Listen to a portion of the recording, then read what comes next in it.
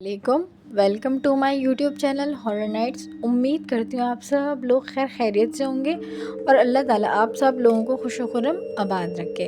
आज जो मैं कहानी लेकर आई हूँ आप लोगों के लिए, वो कहानी 3 चुड़ैलों की है। तो चलें आए चलते हैं अपनी स्टोरी की जानिब। कहानी कुछ यूँ है कि एक लड़का था जो कि किसी शहर में रहता था। उसको किसी काम से अचानक अपनी नानी के घर जाना पड़ा, तो वो घर से अपना सारा सामान लेकर चंद दिन अपने नाना नानी के घर जाने के लिए बस की टिकट करवा लेता है और रवाना हो जाता है। अच्छा तो दोस्तों, उसकी नानी का घर दूर किसी गांव में होता है। फिर जब वो बस के लिए रवाना होता है तो रास्ते में एक उसे खौफनाक शक्ल की एक औरत नज़र आती है और वो औरत रूहान से बात करना चाह रही होती है। रूहान उसी लड़के का नाम है जो अपने घर से नाना नानी के घर जाने के लिए निकला होता है।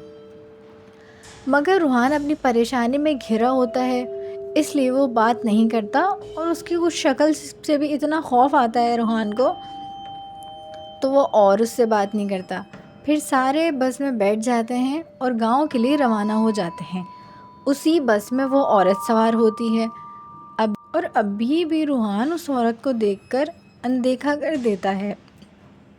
फिर जब गांव पहुंचते हैं तो वही बुढ़िया बस से उतरकर फ़ौरन रूहान के करीब आकर बातें करना शुरू कर देती है। रूहान भी बातों में मगन हो जाता है और बुढ़िया से पूछता है कि अम्मा, क्या मैं आपको कंधे पर बिठा लूं? आप इतना लंबा सफ़र कैसे तय करेंगी? क्योंकि बस अड्डे से गांव तक का सफ़र काफ़ी लंबा था। और रूहान ये देखकर बिल्कुल हैरान था कि बुढ़िया बिना लड़खड़ाए चल रही है। चलते हुए ज़रा शाम हुई तो बुढ़िया ने रूहान को अपने घर आने की दावत दी। फिर रूहान ने दावत कबूल करके बुढ़िया के साथ चल पड़ा। घर के अंदर रूहान ने देखा कि 3 कम उम्र लड़कियां मौजूद थीं जो रूहान को देखकर ललचा रही थीं, और वो तीनों बुढ़िया की बेटी होती हैं।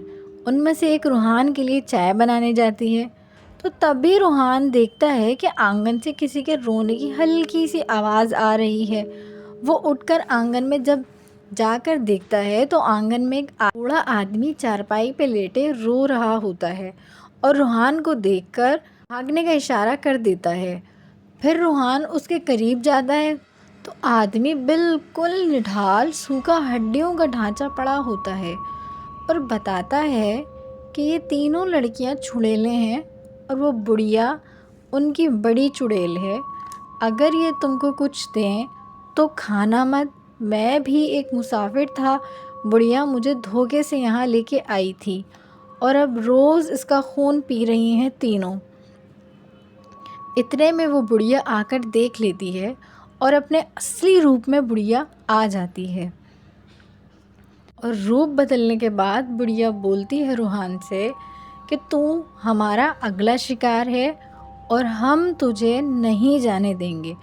और ये बोलते हुए वो उस आदमी की जान ले लेती है और रूहान उनको अपने करीब आता देख फ़ौरन आयतल कुर्सी पढ़ना शुरू कर देता है।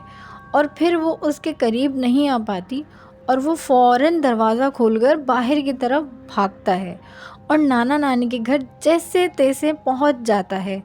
उसकी ये हालत देख नाना नानी बहुत परेशान होकर रूहान से पूछते हैं कि बेटा क्या हुआ।